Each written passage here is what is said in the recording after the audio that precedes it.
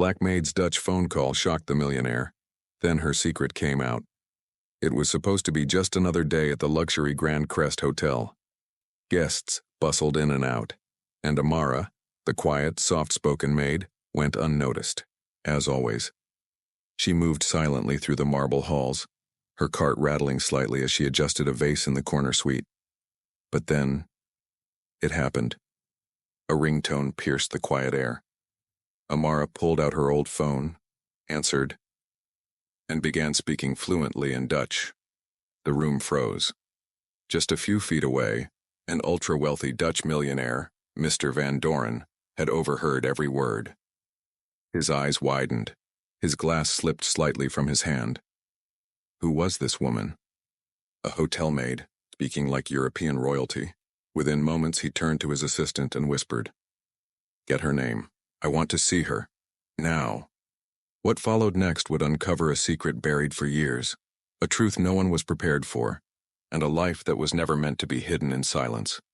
Before we reveal the shocking truth about Amara's past, make sure to hit that like button if you love emotional, real-life inspired stories. And if you believe everyone deserves a second chance, subscribe now and join us for stories that move your heart and stir your soul. Now, let's go back to where it all began. Amara had learned how to move through the world unnoticed. That was the first lesson life had taught her after everything fell apart. Every morning before the sun even rose, she was up, gently preparing a small breakfast in her modest apartment on the city's edge. It was a quiet place, tucked between worn-down buildings and graffiti-covered walls, but it was all she could afford after working 2 jobs, just to keep up with rent and bills. The apartment wasn't much. Cracked linoleum floors, chipped paint on the walls, and a window that squeaked every time it opened. But it was home. Her younger brother, Malik, was still asleep in the corner bedroom. Just 16, full of potential and still unaware of the burden his sister carried to keep his world stable, she tiptoed past his door every morning, careful not to wake him. He had school today, and she didn't want him to see her leave again. With tired eyes and yesterday's pain still lingering in her bones. The hotel uniform was always freshly pressed. Amara took pride in that, even if no one else seemed to notice. She walked to work with quiet dignity, her long black coat fluttering in the wind as she passed by busy intersections and indifferent strangers. No one would have guessed by looking at her that this woman once stood in lecture halls, once walked among diplomats and scholars. Now she carried cleaning supplies and extra towels. At the Grand Crest Hotel, Amara blended in with the decor, silent, graceful, and essential, but invisible. Her co-workers were friendly, sometimes curious, but they didn't know much about her. Amara didn't share her past. She didn't speak about her home country, or about the parents she left behind, or the life that was stolen from her. They only knew her as the efficient, kind maid who never complained and never asked for help. She worked quickly, moving from room to room, always making sure everything was in perfect order. Her hands were skilled, whether folding towels, making beds, or dusting off chandeliers. But beneath the rhythm of her tasks was a constant hum of silence, a quiet ache she had learned to carry like a shadow. Every vacuum stroke, every polished mirror, was a reminder of how far she had fallen, and how much she had given up to protect her brother. Sometimes, when she had a quiet moment alone in the upper suites, she would gaze out over the city from the large glass windows. The skyline glittered in the distance, full of promises and places she could no longer reach. She would imagine what her life might have been if things hadn't gone wrong, if her family hadn't been forced into hiding, if her father hadn't been destroyed by a scandal he never caused. In those fleeting moments, she would close her eyes and remember her mother's voice speaking Dutch in the kitchen, the sound of books being opened in her father's library, the scent of tulips in springtime. She didn't let herself stay there too long. Memories were dangerous. They made her heart heavy when she needed to stay light. After her hotel shift, Amara worked part-time at a late-night diner, washing dishes and wiping counters while teenagers laughed in the booths and night workers stopped by for coffee. She would return home around midnight, exhausted but grateful to find Malik fast asleep, his textbooks open and music still playing softly in his earbuds. Despite the long hours and low pay, Amara never allowed herself to complain. She was building something not for herself but for her brother. She wanted him to graduate high school, go to college, become someone the world respected. That was now. Her dreams of a career, of honor, of recognition, they were buried long ago beneath layers of sacrifice and survival. Yet something about Amara never changed. Her posture remained upright. Her Dutch accent, when it occasionally slipped out, was crisp and elegant. Even in a faded uniform, there was a quiet nobility in the way she carried herself. Hotel guests sometimes noticed. "You have a very graceful way about you," one woman had said.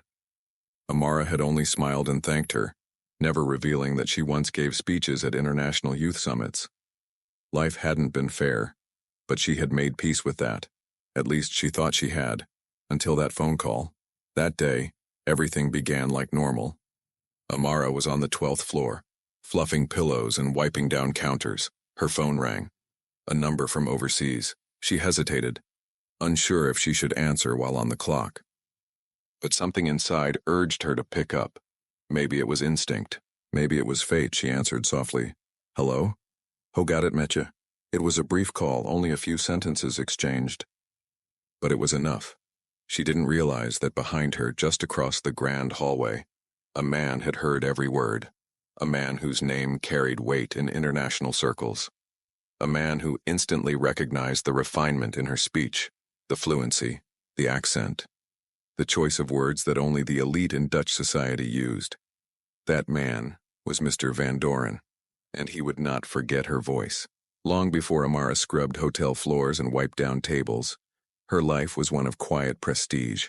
Her story began in the heart of Amsterdam, where cobbled streets met the glistening canals and historic buildings stood like stoic sentinels guarding centuries of memory. Amara grew up in a beautiful brick townhouse, nestled between ivy-covered walls and surrounded by the sweet scent of tulips and lavender. Her father, Dr. Elijah van der Meer, was a respected linguist and diplomat, known across Europe for his groundbreaking work in international language relations. Her mother, Isabel, was an art historian who taught at a university and often took Amara along to museums and private gallery showings. Their home was filled with books, framed paintings, and conversations spoken in 3 different languages before dinner.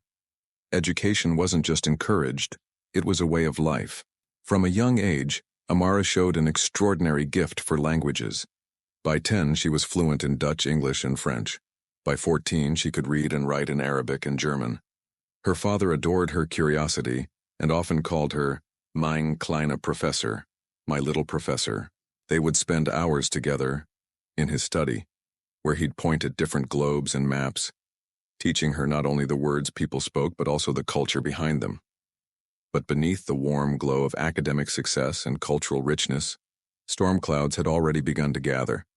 Dr. van der Meer had been working closely with a European agency that promoted language inclusion and education policy across post-colonial countries. His work brought him into close contact with powerful officials, some genuine, others hungry for influence and profit. When he began to uncover discrepancies in the agency's financial dealings, money being redirected, political favors being traded, he made the fatal decision to speak out. Within weeks, the tide turned against him. Accusations came swiftly and publicly. Anonymous reports claimed he had manipulated data, misappropriated funds, and had secret political affiliations. None of it was true. But in the world of public opinion, truth came second to headlines. The newspapers branded him a fraud.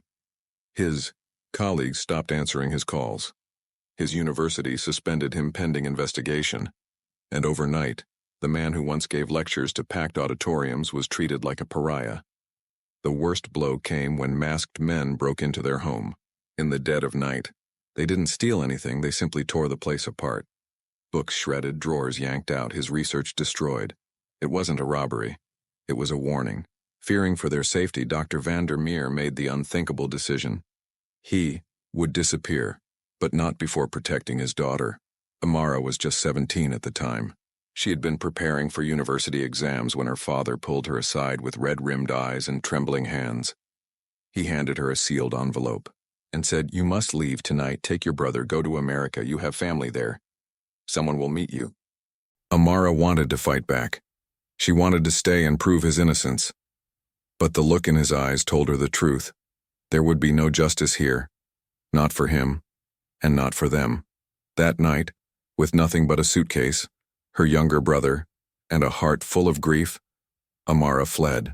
Her mother stayed behind to help her father gather evidence and try to clear his name. They promised to join them once it was safe. But after 3 weeks, the calls stopped. The emails went unanswered. Then came the final message, short and haunting. Go silent, stay safe, trust no one. In America, everything was different. The language wasn't a problem, but the loss of identity was.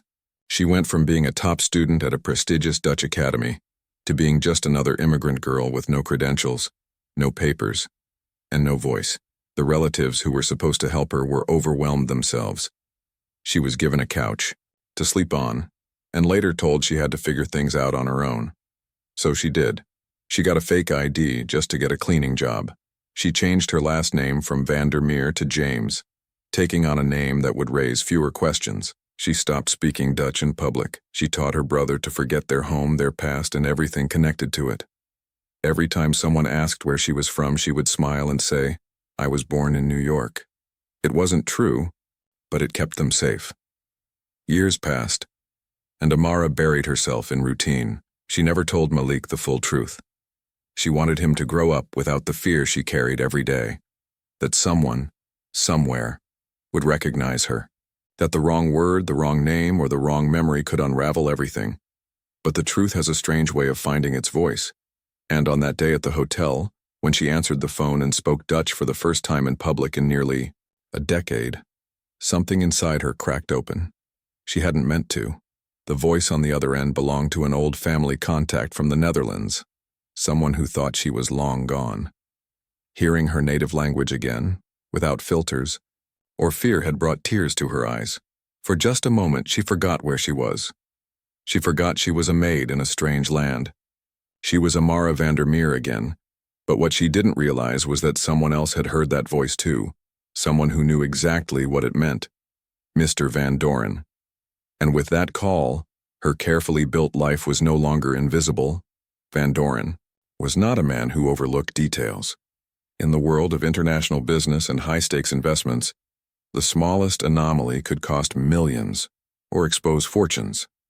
So when he heard fluent, high-society Dutch rolling off the tongue of a hotel maid, precise, measured, unmistakably refined, his instincts ignited. It wasn't just the language. It was the accent, the cadence, the confidence beneath the humility. That kind of fluency didn't come from textbooks or travel. It was native, educated, noble. As Amara hurried down the hallway, unaware of what had just unfolded, Van Doren turned to his assistant with a subtle but firm command. "Get her name. I want to know who she is," discreetly. His assistant, a sharp young woman named Kara, raised an eyebrow. "She's just staff, housekeeping.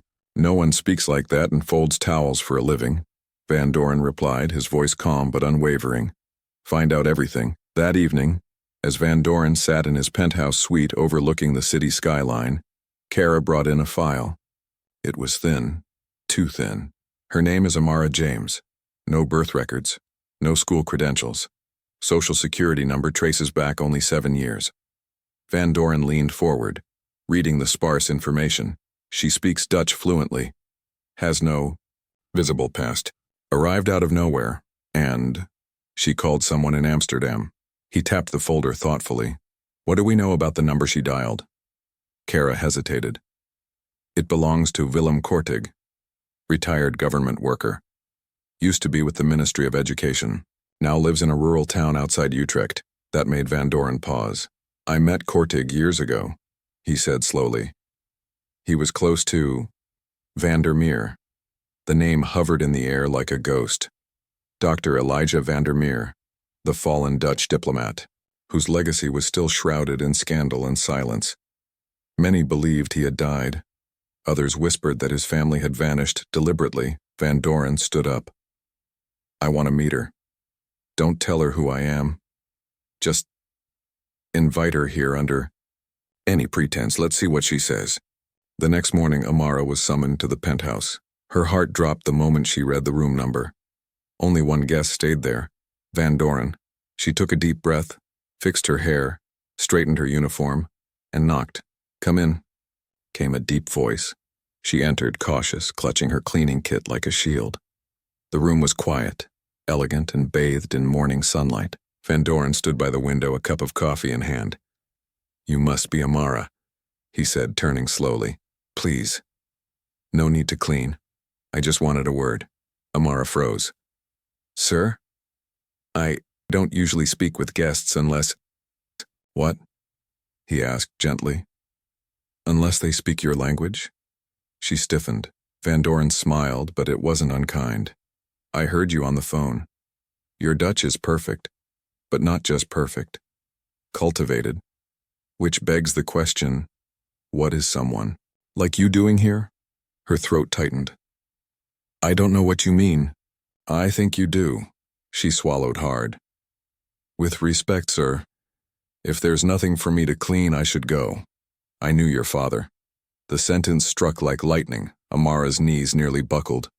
Her fingers dug into the cleaning kit handle. "I think you're mistaken. Elijah Vandermeer," Van Doren continued. "Brilliant. Honest. Honest for his own safety. I met him once at a conference in Brussels. He introduced his daughter. You were wearing a navy dress and asking questions no teenager had any business knowing." Tears welled up, uninvited. She looked away. "You disappeared after the scandal," he said softly. "Rumor was the family fled, but no one could ever confirm. Now here you are." Silence stretched between them. Then Amara said, barely above a whisper, "Why are you doing this?" "Because the world wronged your family, and because I believe you deserve more than this." Amara sat down, the truth unraveling from her, lips like a ribbon long kept tied. She told him everything, from the threats against her father, the forced exile, her mother's disappearance, the struggle to raise Malik, and the life she rebuilt from scratch. Her voice cracked only once, when she mentioned the final message from her father. "I've lived in fear ever since," she confessed. "Fear that someone would recognize me, that if I stood out too much, it would all come crashing down." Van Doren listened intently, never interrupting. When she finished, he looked at her with something between admiration and sorrow. "You've lived through what most people wouldn't survive," he said. "But hiding your brilliance has been your greatest loss." She wiped her eyes. "I don't want anything from you. I just want to live quietly, raise my brother, and stay safe." "What if I told you," he said, "that the people who destroyed your father, they're no longer untouchable?" Amara blinked. "What?" "I still have contacts. I've seen the corruption grow and twist, and now I have enough influence to bring it to light. But I need a voice, a face, a name." Her instinct was to recoil, go silent, hide, but something stirred inside her. A spark, a remnant of the girl who once dreamed of standing behind a podium and changing the world with words. "If I come forward," she whispered, "what happens to my brother? He'll be protected, and he'll finally know who his sister really is." It didn't happen overnight. Amara took time. Days of silence, long walks, sleepless nights. She spoke with Malik, finally telling him the truth.